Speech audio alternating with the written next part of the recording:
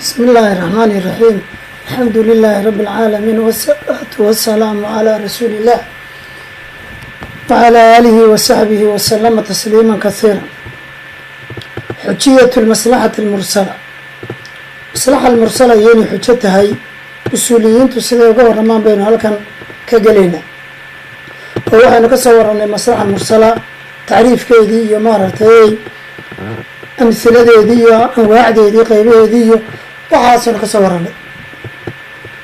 طبعا علماء مصلحة المرسلة يبلغ كي هذين أيين ويجينا. يقول لا تدخلوا مقشوا المصلحة المرسلة. مصلحة المرسلة مقشوا في العبادات العبادويين. وهي عبادة الصلاة والصوم يساس وكل عبادوينا مقشوا لأن أصل العبادات وهي أصل كعبادوين التوقيف والدليل بكتابي. وحي إلهي العبادين وقعدون صبي وإلي ماذا كل عباديستا أما قول هالنغطة أما فعل هالنغطة وحي ويان دليل بيبا أنتو آيات إيا حديث باك ورماء آيات إيا حديث باشياقا وقفك مركا إنو وحدوني عبادة كدكتو وإلا هذا أنا قصدنا إلتاي مارتي إيا مسلحة باكو جرتا إيا فايدة كو جرتا لما أقولا بابك عبادات كمركا مقشو ووحي هدو وقفك عبادة كدكو وحان دليل باشياقين بدعا لو يغانا بدعا نغنسا أما المعاملات وحي لكن معاملات يعني بابك عبادات كان بابك معاملات كا سيدا مركا تشيلاشا لسميه وكلين هاركينيه وحي لمدى الديوانة دايو فهي مصلحة جائزة ويبنانتهاي ويكون بنانتهاي كما هو مقرر سيدا كسوغا إلا غشاكيو في كتب الفقه وكتب الفقه هي مركا وحبضا ومركا مصالح المرسلة مركاسي كاملة إنه الترية وإنه مركا أما كتبت وصول كأنه نغطو أما كتبت الفقه جمارتي مركا باب المعاملات كلا نغاني يا نغطي تسالياشا إن صور إنه يغار بدن ولا مية أيها لغو تساليا لين هذا دليل بيو شيء مثلا حد أقار كابا كتيرتا وفائدة أيها كسوغان أبدا وين الاستعمالها وهي تحرير المسألة مركا مسألة المركا تحريرنا سيديتي استحسان كبانو تحريرنا معنا ورانا معنا هاي اختلفوا وهم بيسوا خلافين العلماء والعلماء وهم بيسوا خلافين في تسميتها إن لكم مقعابة أيوه مصلحة المرسلة إن مصلحة المرسلة لكم مقعابة يوم بيسوا خلافين وتحرير المسألة وحويان اختلفوا وهم بيسوا خلافين العلماء والعلماء في تسميتها إن لو بحنا أيوه مصلحة مرسلة وحويان مركة تصالح ياشن قرآن كان مركي لتشمعين يي ماربتي ديوانا مركي لسمين يي تشيلش مركي لبلابة يي سلام كوحن بلابة ودي وحيابة إسلام كسوة شيدا مركي دنبنا مارتي دولدان عالم كيدا مارتي سا تشيلش مانتا يسميين يو ديوحن با بحكورة يي لما استعمالي تشيرين وعمر بن الخطاب مركا هذه مركا ومركا اجتهاد كيسي مركا وكسو كرديي كمدها markuu arkay markaa dadku u baahan yahay cilmiga diiwaanada ciidamada in la qorayo inta maarta dhaawacantay inta maartay taag walba ku maqan inta maarta shaqaaliye kambaliga sida uu kala qaybqaybsan yihiin loo kala habhabeen iyo haykalkoodii waxa soo dhan maslaxada ku jiro caalamkii dambe maartayna saas uu uga faa'iideystay markii la arkay markaa faa'iido ku jirto markaa danaheena markaa qaar kamid ah ay waxaan inoo dhamaystirayso maartay markaa إن لو بحين أي مصلحة مرسل بلا يسكو خلافه ولكنهم لكن لم يختلفوا يسكو خلافا علماء في الأمثلة تسالياشها المذكورة ينصوشا يوم ما في معناها وحي لمده إن مارتي قرآن كله تشمعيي محال لو تشمعيي غفله متشم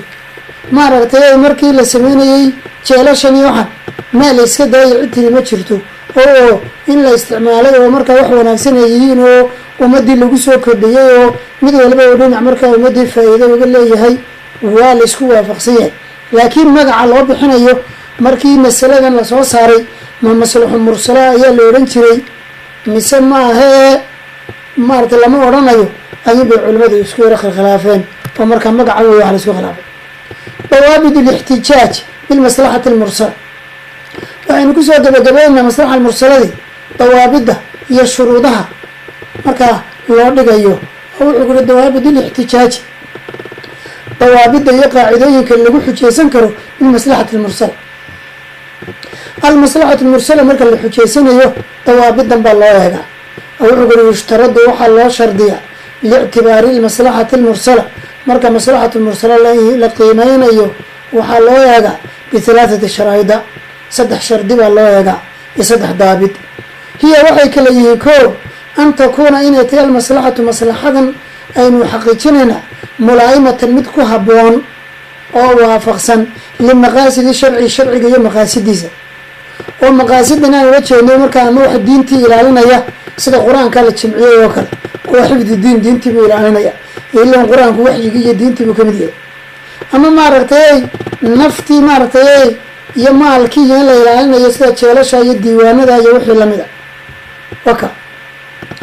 ama tacziir oo kale iyo markaa in la sameeyo oo qofka la tacziiro oo la ganaaxo oo kale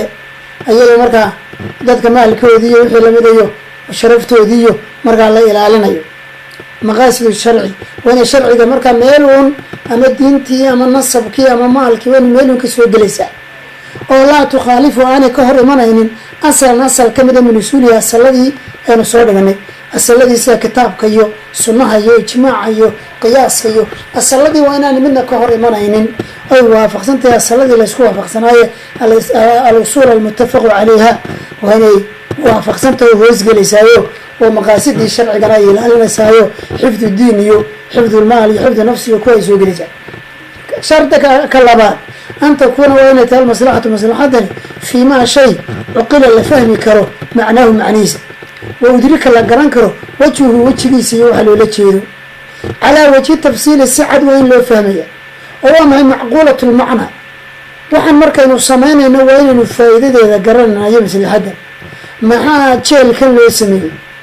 dee si dambiilayaasha markaa ummadda looga qabto dabeetana waajibkooda looga guto saas oo kale waa inu markaa macquululmacnaa yahay oo macnihiis wax la fahmi karayo waanu yahay haddaynu laakiin waanu iska samaynay un waxalla waxa faa'iidooyin waleeda ma jirto wax la iska sameeyey